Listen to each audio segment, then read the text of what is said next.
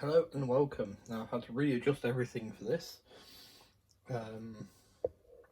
because well, the box is so big. So yes, we have Monogram's B-17G Flying Fortress in 1/48 scale. Now I love this. Enter Monogram's Wild Blue Yonder sweepstakes. Starring the B-17G Flying Fortress, your chance to win a trip to England or one of over 700 other exciting prizes, entry blank enclosed. It's easy to enter. To answer 3 simple questions. Then send us your answer on official Wild Blue Yonder sweepstakes entry blank for or reasonable facsimile, no purchase necessary. Sort of incredible plane, the B-17G Flying Fortress emerged one of the most famous bombers of World War II because of the bravery of its crews, its long-range bombing capabilities, and remarkable ability to withstand damage. The first B-17 combat raid took place in 1942. During the course of the war, over 2,800 B-17s were built and flown. This 4-engine high-altitude bomber was a historical giant that could reach a maximum altitude of 325 miles an hour, maximum speed of 325 miles an hour, sorry, and carry an up to 8,000 pound bomb load. And now you can build history with Monogram's authentic 1/48 scale, highly dedicated industrious bomber, the B-17G Flying Fortress. So I wonder if they let me win a trip to England. I've never been there before. But it does point to this being an American release of this kit, which is kind of cool. So, immediately, look at that. Do I need to say how amazing this box art is? The fact that both aircraft are actually pretty well drawn, represented here, rather than the foreground one looking good and the background one not looking so good. They both look fantastic here. On a lower level raid, possibly, the fact that the ground's not so far away, there's no contrails coming off them. So it's possibly D-Day support, maybe, or something like that. Very cool. And yeah, they just look gorgeous. This is the box art I live for. This sort of box art is the box art I live for. Brilliant. So I don't know if it's done up or whether it's not. Just gonna gently tease this. Has literally just arrived with me. Tease it off. It's not taped on. So this is a second-hand kit from King Kit. So it's not as it would have come originally, but this kit is a few years old these days. Tips on building dioramas here, if you want to do it beaten and battered and all crashed.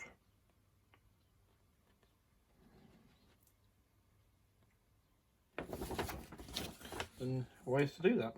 Do battle damage, that sort of thing. Could be cool. I won't. I'll like to do my repairs complete if I can. Alright, instructions. B-17G Flying Fortress. Did you actually get a crew? That's cool. I will be doing this one on the ground rather than in flight. So, tail assembly starts off, then the ball turret. What we got here? This looks like the radio operators panel, maybe? No?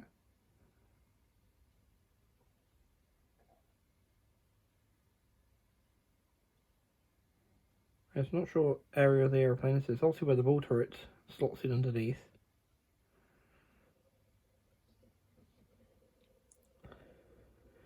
Nose gun. Then the flight deck and nose section. The flight deck itself going together. Bulkhead behind, as the bulkhead into the tail.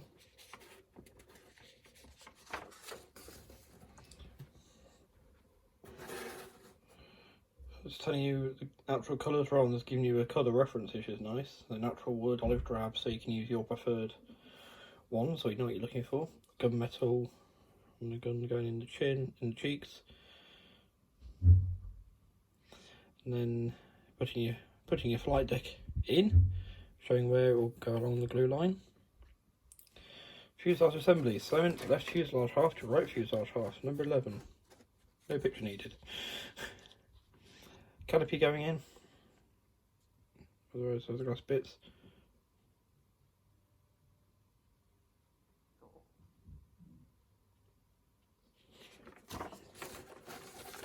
undercarriage, just assembly and going in. You could take a sander to that.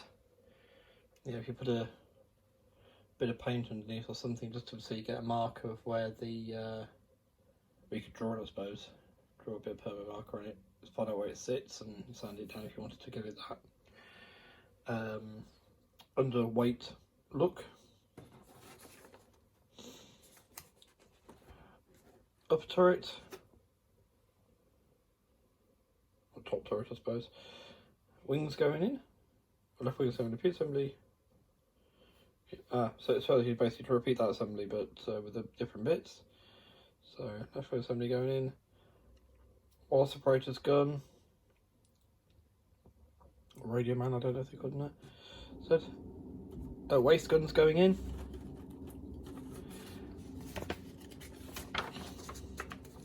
There's your tow gunner position, horizontal stabilizers, some grooves and pitot tubes going on the outside of the fuselage, building your engines, the exhaust going on. You get a bomb cart with some bombs, that's cool. And then onto the two included ones. So you get El Lobo 2. El Lobo 2 served with the 4th 57th Bomb Group's 748 Squadron, based at Army Air Force Station 130 in Glatton, England. Lieutenant Kelly took her over at Bernburg, an aircraft assembly plant, on 2nd November 1944. Board turret gunner Staff Sergeant Bernard F. Sitek was kept busy that day as several of those massed Luftwaffe Wolfpack attacks as were the 457th gunner on the group's worst mission. The original Lobo was piloted by Lieutenant Cornelius Wolff and crew after their arrival overseas on 21st January 1944, just in time to take part in the 8th Air Force's Big Week offensive against German industry 1 month later. Both aircraft out the 457th lived up to its reputation as the fireball outfit. Number 42-32-101 was a Boeing B-17G-35BO and carried the blue prop bosses denoting the 748 Squadron. So that would be our box art one, I believe. Yeah. So that's our Lobo 2 and the box A, see it's got those blue. What is that? And the other one is Chowhound, serial number 42-31367, flew out to Bassingbourn, England, was assigned to the 322nd Squadron, the 91st Bomb Group, with Lieutenant Jerry Newquist at the controls. Newquist named her Chowhound and had painted on the nose the famous Walt Disney cartoon character Pluto. Crew Chief Julian Murdoch kept Chowhound airborne for over 30 missions, and she was not turned back once due to mechanical failure. Buckwheat Bailey kept them from getting lost on those missions through his Dead Reckoning navigation, thus earning him the nickname of the DR Devil, Dr. Devil, maybe? Lieutenant Jack Thompson and crew took over Chowhound after Newquist's crew had completed their tour of duty with the 8th Air Force and returned home. Luck ran out for Thompson's crew when over Khan fronts. Chowhound was shot down on the 8th of August 1944. 4 out of Thompson's 9-man crew were killed. Information for this B-17G-15-BO was supplied by Jerry Newquist, now a 727 captain for United Airlines, and by Buckwheat Bailey, now a cattle rancher. So really, in a way, that's the one you'd want to do, because it's actually authenticated by the crew, and there's some examples of them both built. Okay. So here's the transfers. I'll only be using the national markings. I already have an aircraft in mind for this. So you get parts moulded in black, doing the propellers and the wheels and things. There's for the bomb trolley, maybe. Then you get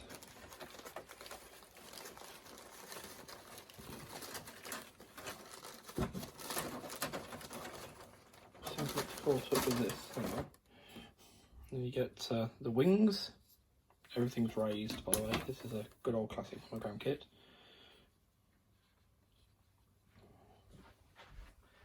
Put these over here.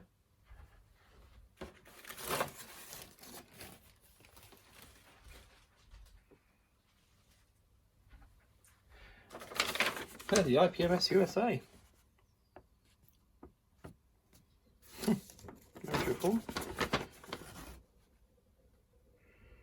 Some more B-17 information.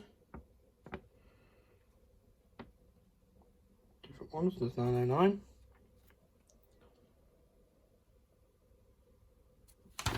Very cool. Here's our transparencies. Oh, they're flying around. I've got some spare baggies. I'll put this in a baggie, I think. There's already missing a bit here. It's going to be around in this somewhere. We hope. Over there. Around you.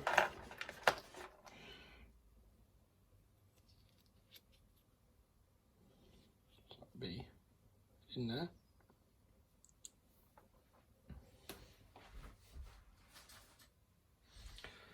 Okay. Then you get the other wing.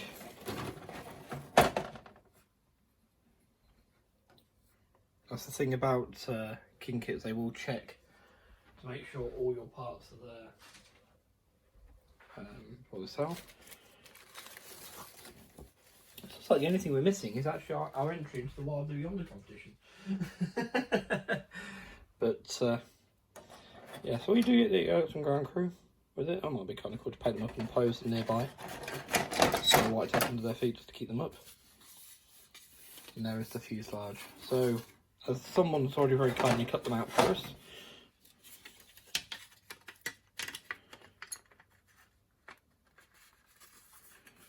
So let's do a test fit that together.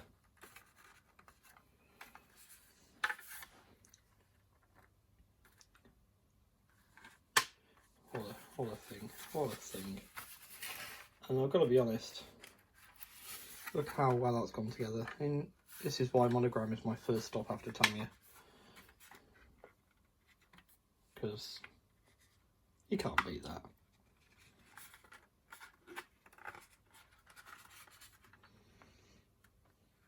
But just for point of reference,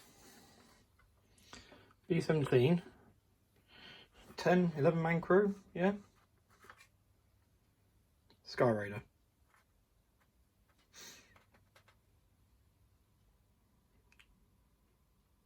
Usually a single person.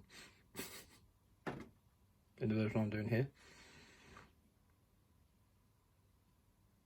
In fact, this is a one-man crew one because I think it's, yeah, there's no door and it's just a single operator.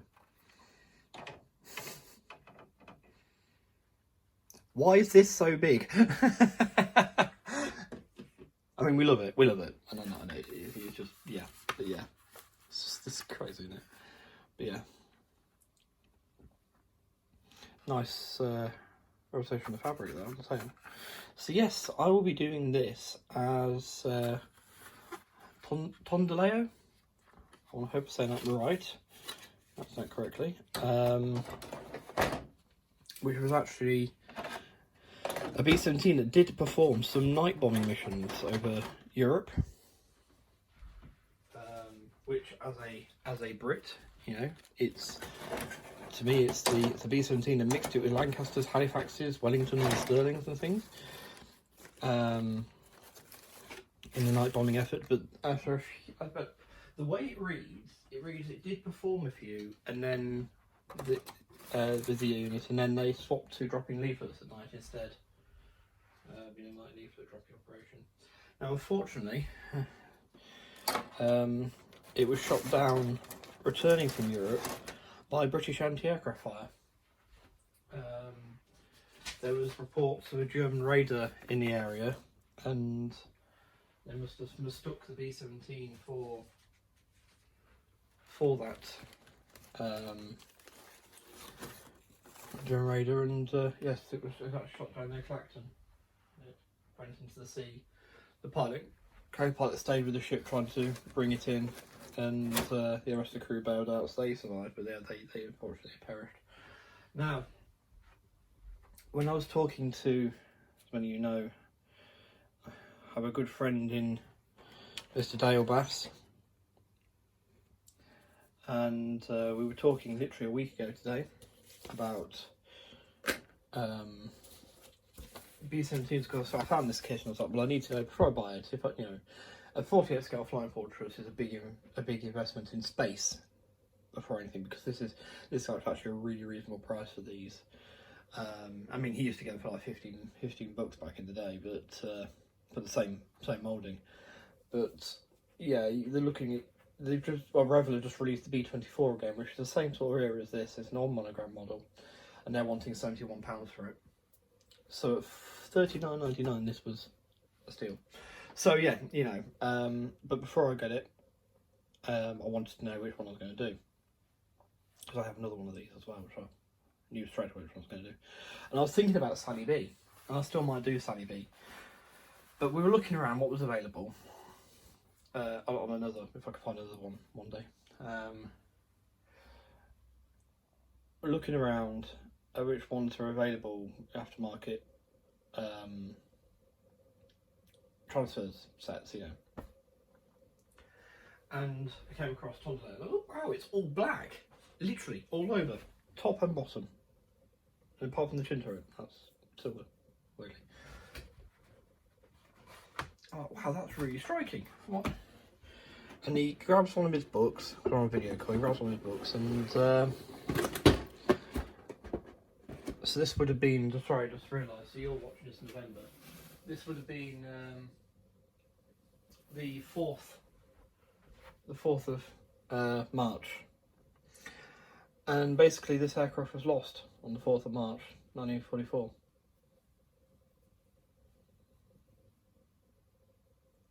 So another 2 years would be the 80th anniversary. But it was weird that that was the night of that, on the morning of that day, early hours, obviously when it was still dark. The aircraft shot down, and we both just thought, wow, this is this is strange. This is really strange. It's almost like, I'm not a particularly religious person myself, and I'm not also not a huge believer in spooks and things, but it did almost feel like that pilot and co-pilot was sort of reaching out and going, you could do us, buddy. Here's, the stuff's there. You've come across it on the actual day, So it just felt right, to the point actually where we discussed that, and so actually he feels like he should do it as well, considering it was really spooky almost, So yeah, and I was hoping, seeing as the transfer was literally dispatched the same day this was, I was hoping they might be supposed to be here today, but I could show you all at once, but I'll have to do something I didn't really want to do. I wanted to try and combine them together, but I have to do a separate one for the transfer set, the masking set for it as well. But yes, I've got the Sky Raider to work on that till then, but I'm also waiting on the masking set for this. So, yeah. But no, I hope you've enjoyed that look through the amazing Monogram B-17G Flying Fortress. They do an F model as well. The F model is actually my favourite version of the Flying Fortress, but I'm going to have to try and find out where or how I can go about getting transfers for Pink Lady, which was actually a G model. They converted it like an F for film work. It is actually a true combat veteran as well, but also it lives in France, just outside Paris. It hasn't flown for a number of years, but used to be quite a regular inductor at Flying Legends, either in formation with Sally B, on its own, or it's actually stood in for Sally B a number of years. And unfortunately, Sally B went tech just before, I think it was 2007 or 2008 Flying Legends, where they had Liberty Bell came over. I want to say 2008. Liberty Bell came over from America, and they did have a lineup of 3 Flying Fortresses on the ground. It's a shame in a way that the